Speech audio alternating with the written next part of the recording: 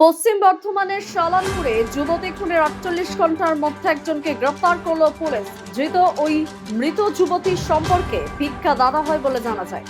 ধৃতের নাম লালটু চট্টোপাধ্যায়। শালানপুর থানার বোলকুন্ডা গ্রামের বাসিন্দা সে। গত বৃহস্পতিবার শালানপুরের মাধাইচক থেকে বোলকুন্ডা যাওয়ার রাস্তার পাশেই জঙ্গলের মধ্যে পড়েছিল মিঠু রায়ের অর্ধনগ্ন মৃতদেহ।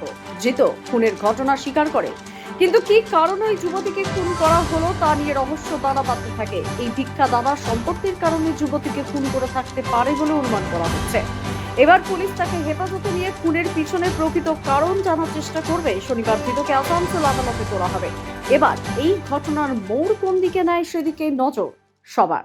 আপনি খুন কারে করলেন? আপনি খুন কারে করলেন? সব পুলিশকে বলে দিয়েছি।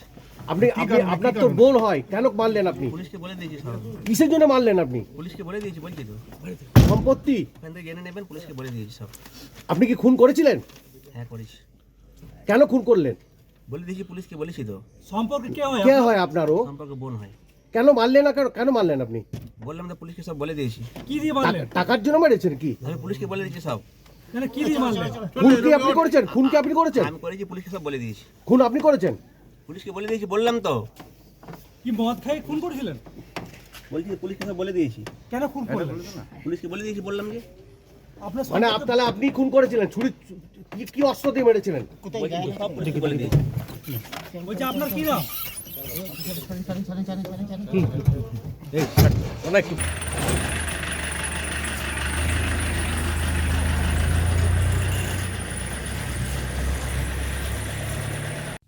আচ্ছা, আপনার মেয়ে যে খুন হয়েছে, তার সেই কারণে আপনারই এক ভিক্ষা ছেলেকে পুলিশ অ্যারেস্ট করেছে।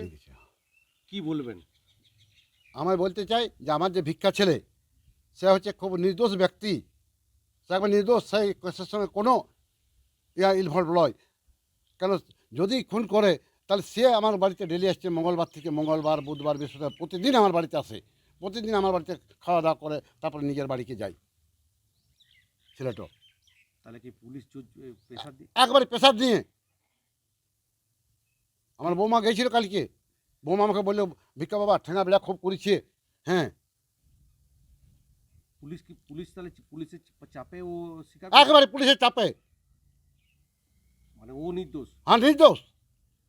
আপনি ওর হয়ে কোর্টে যাবেন বলছেন? একবারে কোর্টে দরকার হলে নির্দোষ কোর্টে যে প্রমাণ করবো দাঁড়ান থেকে। আমার স্ত্রীও আছে। তাহলে ও যে বলছে যে আমি খুন করেছি বলছে। কিন্তু জোর করে যদি আমাকে ঠেঙায়, আমাকে যদি 5 জন মিলে ঠেঙায় থানার ভিতরে, আমাকে তখন মেয়েদের ভয় আমাকে লিখতে বাধ্য। তাহলে কি আসল খুনিকে আসল খুনিকে ওরা ধরছে না, আড়াল করে দিচ্ছে পুলিশ? একেবারে পুলিশ আড়াল করছে আসল খুনিকে। আপনার ছেলের নামে যেটা ভিক্ষা ছেলের নামে তাহলে ফাঁসানো হচ্ছে? একেবারে ফাঁসানো ওকে। মানে আমার ভিক্ষা ছেলে আমার বিষয় সম্পত্তি যা কিছু দেখাশোনা করে, যা কিছু দেখাশোনা করে, তাতে হয়তো কিছু মানুষের গ্রাজিং হতে পারে, তা বলে দিচ্ছি। তাতে এমন গ্রাজিং হচ্ছে যে এই ছেলেটা যখন দাঁড়াচ্ছি এসি, তখন তাদের অসুবিধা হয়ে যাচ্ছে, বুঝলেন তো? তারা কি আপনার পরিবারে যারা? হ্যাঁ, গায়ের ভিতরেই বটে, পাহাড় গ্রামের ভিতরে কে হতে পারে। কিন্তু আপনার ছেলে এই ভিক্ষা ছেলে খুন করেনি? একবারে খুন করে নাই, আমি আপনাকে জোর গলায় বলছি। আর এটা খুব অন্যায়। এইভাবে একই সঙ্গে নিয়ে গেলে থানা 3 হাতে ভিক্ষা ছেলেটা লাশ জ্বলাই এলিও, একই সঙ্গে এলিও কালাতে হসপিটালে তদন্ত ইয়া হলো, সব কিছু হলো, হসপিটালে যা ওটা হবার। তারপরে আমরা এসে কালাতে কালাতে চুলিতে লাশ জ্বালালাম, আমি মুখে আগুন দিলাম। হ্যাঁ, ভিক্ষা ছেলে তখন তো আমার সঙ্গে আছে, সব কিছু আছে। হ্যাঁ, তারপরে যে ত্রিবেণীতে আমাদের দিতে হয়, ভিক্ষা ছেলে আবার ব্যবস্থা করি। কবে দিয়ে গেল ওকে পুলিশ? পুলিশ যেদিন আপনার ওই দাও করলেন? হ্যাঁ, দাহ করলাম, সন্ধ্যের সময় সন্ধ্যার সময় এলিও, এসে বলে চলুন, আমি এবং ওনাকেও নিয়ে গিয়েছিল। ওনাকেও নিয়ে গিয়েছিল। আচ্ছা, আমাকে আমি লালটুকে নিয়ে গিয়েছি। তা আমি বললাম লালটুকে কোথায় রাখিলেন? বলছে না, ওর বাড়িতে পৌঁছাই নিলাম। তারপরে আমাদেরকে পৌঁছা, আমরা এসে খবর দিচ্ছি না, লালটুকে পৌঁছেনি, লালু নির্দোষ। নির্দোষ।